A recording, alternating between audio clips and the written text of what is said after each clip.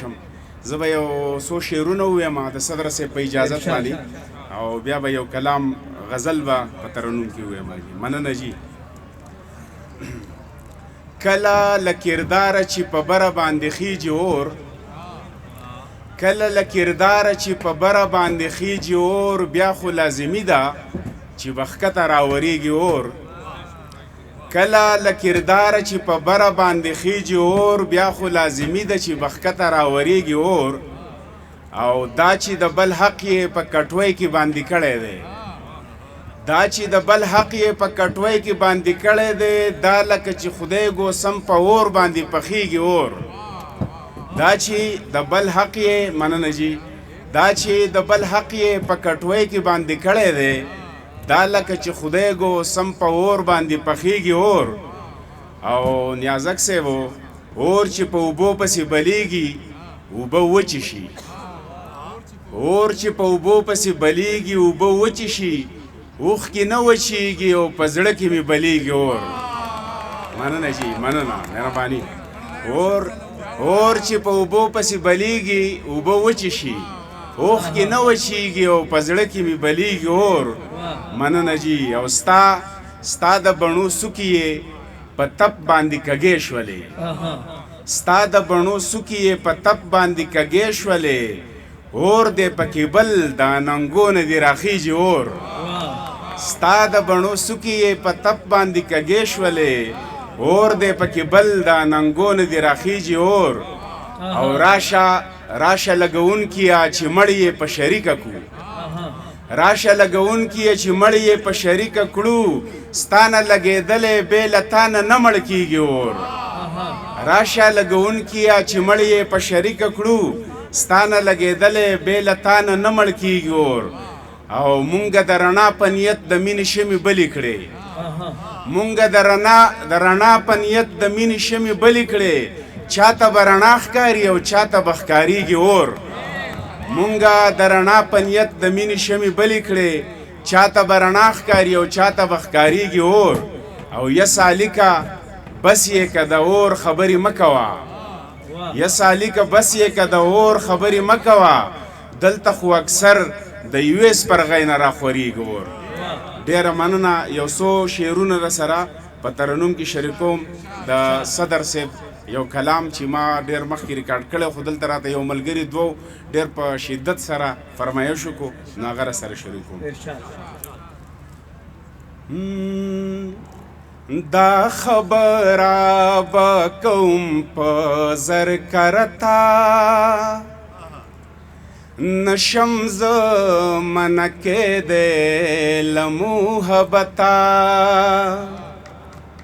محبت میں مجبوری دا زه انسان یم، ځان به څنګه خلاصومه له فطرته،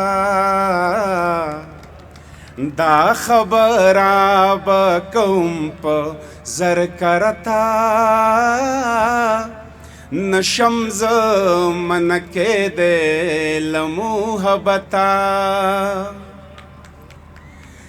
زړه مې ښه نه دی دا سترګې به دې پوی کړې، لیونو سره دې ناچوي انګته،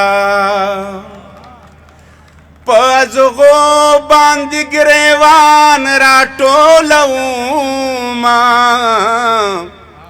راته پېښه شوه د ګل د نږدې کته، سر مې راوړو په تلي کې دادی راغلم، خبردار وما د حسن له قیمته، سر مې راوړو په تلي کې دادی راغلم، خبردار وما د حسن له قیمته. ستا د زلفو خوشبویانې ترېنه خیجي، دا جامې مې ځکه نه وینځم له بته، دومره بار د ښایستونو څنګه یوسي نری املا دې جوړ کوي له نزاکته ته کسل قسم خورې زما د نوم نه ټول رانجه دې بهېدلي دي په ښکته ته کسل قسم خورې زما د نوم نه ټول رانجه دې بهېدلې دي په ښکته دا خبره به کوم په زر کرتا نشم زه منع کېدی له محبته محبت می مجبوری دا ز انسان یم ځان به څنګه خلاصومه له فطرته چې د غرونو لیونې شوې اباسینه ځان دې وویسته د کلي د محلته